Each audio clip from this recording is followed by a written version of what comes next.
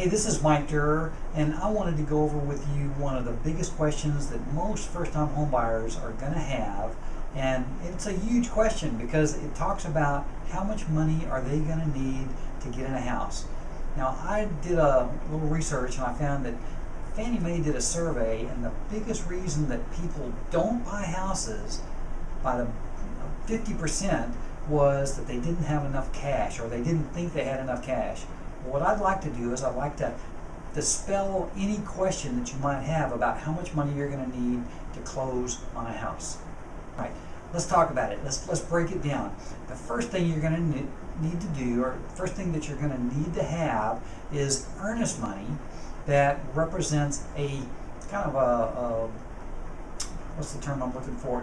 It's a commitment to the seller that you're serious about buying their house. So the earnest money is a commitment, and it usually represents about 1% of the amount of the house. So if it's a $150,000 house, a valid earnest money check would be about $1,500. Now, there is a standard of at least $1,000, so you can count on that. And I've seen people accept less, but the 1% number is a good number. The second part of that is you want to pay, or you want to get an option to inspect the property. And this usually is a less expensive version, so it's usually $100 in option fee.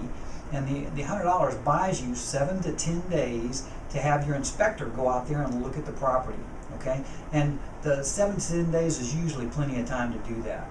So what the inspector does is that he goes and he looks at the roof, he looks at the foundation, he looks at the plumbing, he looks at the electrical, and he's probably going to look at the heating and air conditioning system too. But that brings up another expense because you got to pay the inspector, and you can anticipate smaller houses anywhere from $250 to $350, and then on the bigger houses it could be anywhere from $350 to $650, just depending on how much time the inspector is going to spend out there. So let's summarize. First you have your earnest money, 1% of the purchase price, then you've got your option fee, and then you've got to pay the inspector, which again could be anywhere from $300 to $600.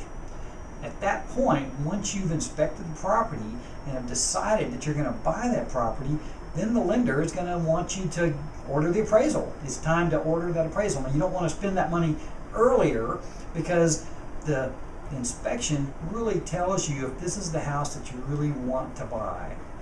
At that point, you're pretty much committed to buy it, so we're going to order the appraisal. Now, the appraisals, I've seen them range from anywhere from $350 to $550, so just you have to be prepared for that. So again, we got the earnest money, we got the option fee, we got the inspection, and we got the appraisal. Okay, I know a lot of this is adding up pretty good. Now, you have to think about you're going to have a down payment. Right? Your down payment is going to vary depending on the type of loan that you do. 3.5% is the minimum for the FHA programs. 5% is the minimum for the conventional programs. And then you have two kind of special programs out there. There's the USDA, which requires 0% down, and it's only available though out in the outlying counties for the Houston metropolitan area. And then of course you have a VA down payment, which is 0 for vets, and it's a great program for vets. So if you're a vet, there's no reason you should do any other loan than a VA loan. So you got the down payment.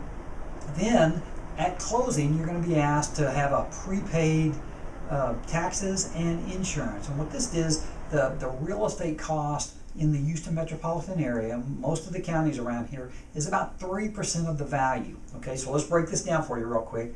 If you, again, buy that $150,000 property, your estimated taxes are going to be about $4,500 a year. Okay, so you break that into what the amount of the monthly amount is, and you multiply that times 3. Okay, so 4,500.